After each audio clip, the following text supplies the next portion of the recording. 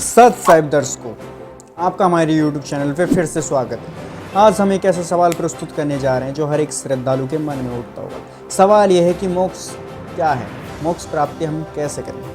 आज हमने कुछ संतों को लिया है जो कि बताएंगे कि मोक्ष क्या है। आइए हम संतों के विचार सुनते हैं, उसके बाद हम बात करेंगे। जागो हिंदुओं जागो, कैसे होगा हमारा मोक्ष, इसके विषय में आइए जानते हैं सबसे पहले अन्य धर्मगुरुओं के विचार। तो सीधी सी बात यह है कि मोक्ष का मतलब है हर पल खुश रहना, बस यही मोक्ष है। हृदय में ना कोई शोक ना कोई चिंता, निरंतर भजन भगवान का चल रहा है। आप खुद मुक्त हो गए, जीते जी मुक्त हो गए। मरने के बाद की बात जाने दो। इस ब्रह्मांड में जितने भी तथाकथित अपने आप को धर्म कहने वाले विषय हैं, वो मोक्ष की बात कोई नहीं करेगा। कहीं मोक्ष की चर्चा नहीं। भगवान का नाम बार बार पुकारता रहे तो जो तपस्या से भी मुक्ति नहीं होती, वो भगवान की कथा से सहज मुक्ति हो जाती है। जो कुछ तुम्हें चाहिए उसके अलावा बाकी जो कुछ तुमने पकड़ रखा हो, फिर उसे बोझ जानकर त्याग देना, यही मुक्ति है। समझ ही गए हो कि मुक्ति का मतलब सिर्फ छोड़ना ही नहीं है, मुक्ति का मतलब पाना भी है। शिव महापुराण की कथा कहती है, मात्र एक सूत्र भी हमारे जीवन में हमने अगर उतार लिया तो वो 6 सूत्र का एक सूत्र पाने पर भी हम भगवान के परम धाम को, मोक्ष पद की ओर जा सकते हैं। मृत्यु के समय पर, प्राण छूटते समय मनुष्य के मस्तक पर यदि त्रिपुंड लगा हुआ है तो वो जीव कभी फिर मृत्यु लोक में जन्म नहीं लेता। अभी आपने सुना आचार्यों व कथावाचकों के विचार। सभी ने अपने विचार से अलग अलग मोक्ष की परिभाषा बताई, लेकिन हम अब अपने धर्म के शास्त्रों, गीता, वेद, पुराणों से जानेंगे कि पूर्ण मोक्ष की विधि क्या है, जिससे हम दोबारा जन्म मृत्यु के चक्र में नहीं आएंगे। कबीर परमेश्वर जी की असीम रजा से आप सभी पुण्यात्माएं सत्संग सुनने के लिए उपस्थित हैं। जिन पुण्यात्माओं के ऊपर परमात्मा प्रसन्न होते हैं, उन्हीं को ऐसे शुभ अवसर प्राप्त होते हैं। पुण्यात्माओं, परमात्मा कहते हैं, स्वयं आकर के अपना ज्ञान हमारे लिए विस्तार से बताते हैं कि मानुष जन्म पाके जो नहीं रटे हरि नाम, और जैसे कुआ जल बिना फिर बनवाया क्या काम। मनुष्य जीवन का मुख्य कार्य परमात्मा की भक्ति करना, शुभ कर्म करना और पुण्य दान करके अपना मोक्ष कराना। और ये ना करके हम अन्य ही जुगाड़ में यहाँ की अस्थायी व्यवस्था को ही सुचारू बनाने के लिए दिन रात लगे रहते हैं, फिर मृत्यु को प्राप्त हो जाते हैं। परमात्मा कहते हैं, ये आपकी बुद्धिमता नहीं है। मनुष्य जीवन का मुख्य काम है पूर्ण संत की खोज करें, उसके पश्चात उसके बताए अनुसार शास्त्र अनुकूल साधना मर्यादा में रहते हुए करे और अपने निर्वाह के लिए भी कार्य करे, क्योंकि यहाँ आपको ऐसा स्थान मिला है और ऐसा शरीर है, ये किराए पर चलेगा। इसमें सुबह शाम कुछ डालते रहोगे तो ये आपका बॉडी, आपका शरीर काम करता रहेगा, अन्यथा ये खराब हो जाएगा। और जिस लोक में आप रह रहे हो, यहाँ कर्म करके ही प्राप्त होगा। और जो सत साधना, जिसको मोक्ष प्राप्ति की विधि कहते हैं, कि जो सच्ची साधना सतगुरु से प्राप्त हो जाती है, उस भक्ति के करने से पूर्ण मोक्ष हो जाता है। पूर्ण मोक्ष प्राप्त प्राणी उस लोक में चला जाता है जहां पर इसको कर्म किए बिना ही प्राप्त होता है। श्रीमद् भगवत गीता के अंदर उसको निष्कर्मे मोक्ष कहा है। वहाँ जाने के बाद कोई भी बगैर काम किए ही आपको सब कुछ प्राप्त होगा। इसलिए आप जिस स्थान पर रह रहे हो, ये आपने कर्म करते करते भक्ति करनी पड़ेगी। निर्वाह के कर्म करते करते आपको भक्ति के कर्म भी करने पड़ेंगे। इसलिए प्रत्येक सदग्रंथ के अंदर जो प्रावधान है वो इसी प्रकार का है। सबसे पहले आपको श्रीमद् भगवत गीता का प्रमाण देते हैं कि उसमें कैसी भक्ति करने को कहा है और उस भक्ति के करने का तरीका कौन सा है और वो साधना है कौन सी। श्रीमद् भगवत गीता अध्याय नंबर 8 के श्लोक नंबर 1 में अर्जुन ने पूछा कि भगवान, आपने श्रीमद् भगवत गीता अध्याय नंबर 7 के श्लोक नंबर 29 में कहा है कि मेरे ज्ञान का जो आश्रय कर लेते हैं, कौन से ज्ञान का? गीता अध्याय नंबर 4 के श्लोक नंबर 32 और 34 में एक विशेष उल्लेख है कि सच्चिदानंद घन ब्रह्म अपने मुख कमल से स्वयं ही यहाँ आकर के एक यथार्थ ज्ञान बताता है, उसको तत्व ज्ञान कहते हैं। तो चौथे अध्याय के 34वें श्लोक में कहा कि उस तत्व ज्ञान को तत्वदर्शी संत ही जानते हैं। उन तत्वदर्शी संतों के पास जाकर के उस तत्व ज्ञान को अर्जुन ग्रहण करो। यदि आप पूर्ण मोक्ष प्राप्त करना चाहते हो, यदि आप उस शाश्वत स्थान को प्राप्त करना चाहते हो, गीता अध्याय नंबर 18 के श्लोक नंबर 62 में, गीता अध्याय नंबर 15 के श्लोक नंबर 4 में, गीता अध्याय नंबर 18 के श्लोक नंबर 66 में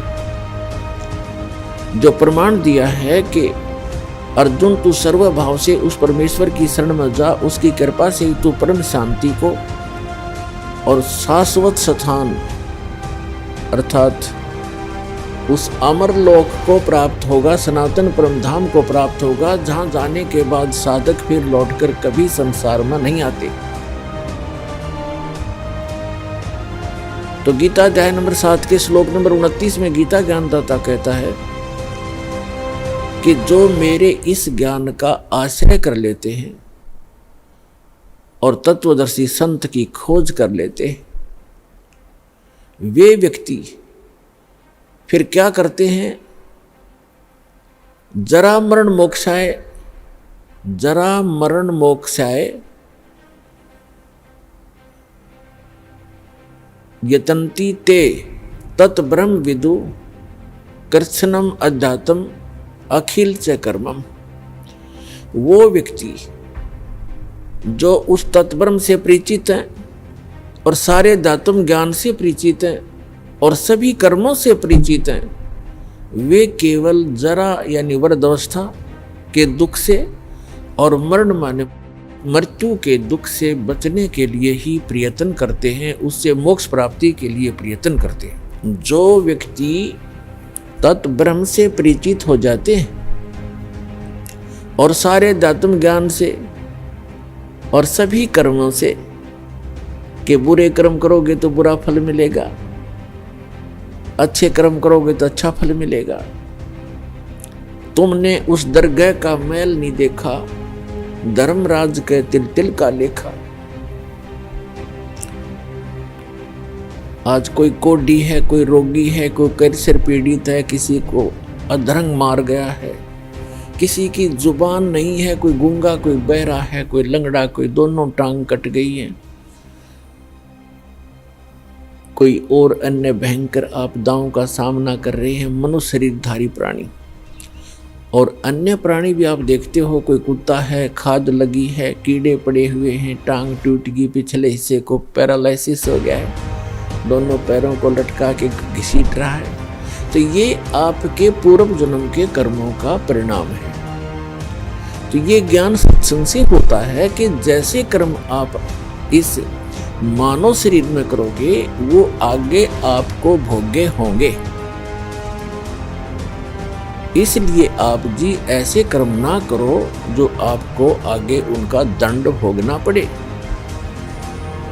और पीछे गलती में जो भी कुछ हो चुका है उसका प्रावधान, उसका एक विकल्प बताया है परमेश्वर ने कि मेरी शरण में, यानी कबीर परमात्मा पूर्ण ब्रह्म परम अक्षर ब्रह्म की शरण में जो व्यक्ति आ जाता है उनके सभी पूर्व जन्म के जो अनजानपने में हुए पापों का नाश कर दिया जाता है और पापों से ही प्राणी को कष्ट होता है।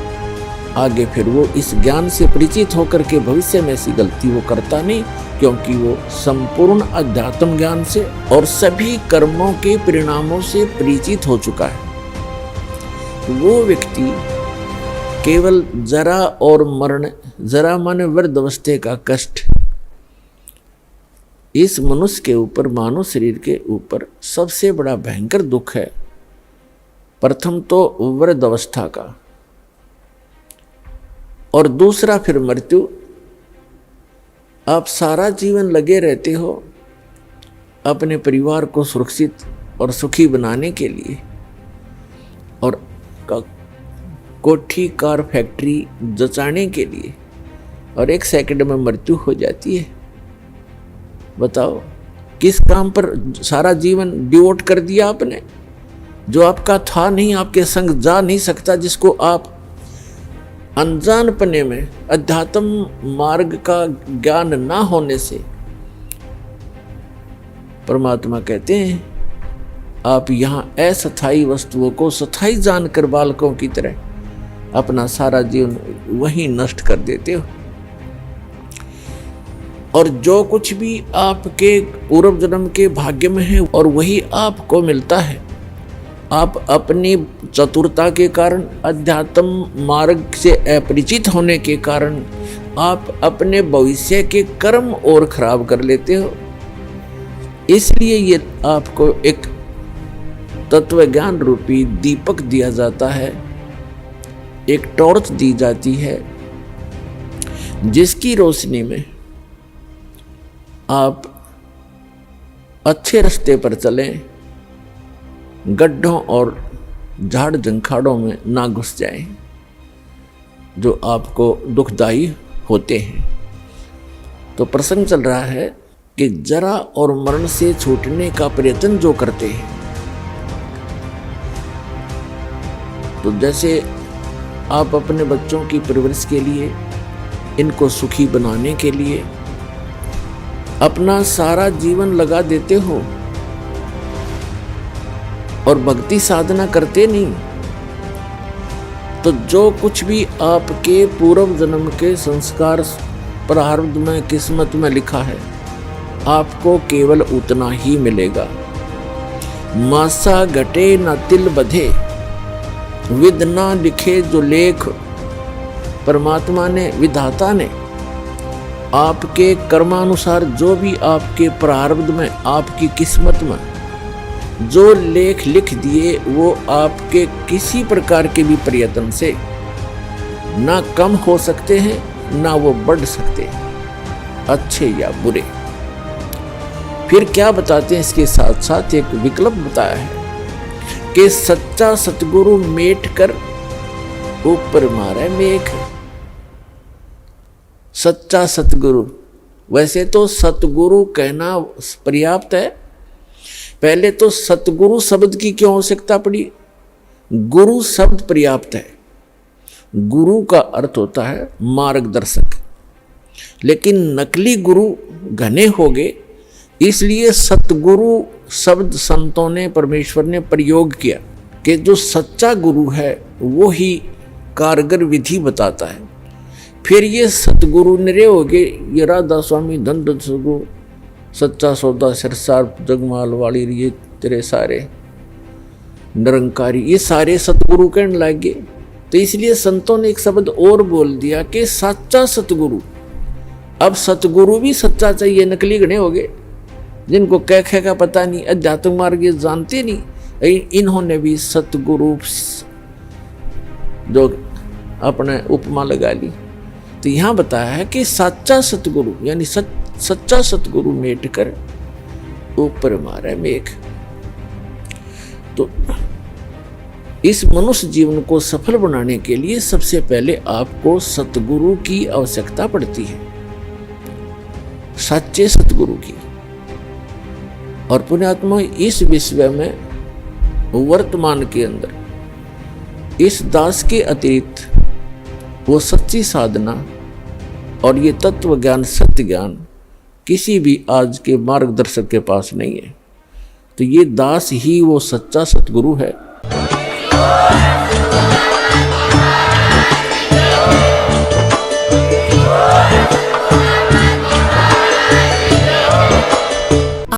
जैसा कि आप सभी लोगों ने देखा, संत रामपाल जी महाराज जी ने हमें बताया, प्रमाणों के साथ सिद्ध किया और बताया कि इस प्रकार से हम मोक्ष प्राप्ति हो सकती है। आपने वीडियो देखी और बताएं कमेंट में क्या ये सही है या गलत। अगर आपको ये सही लगती है तो प्लीज़ ज़्यादा से ज़्यादा शेयर करें और इनके आई हो तो प्लीज़ लाइक करें और सब्सक्राइब करें। Thank you YouTube family.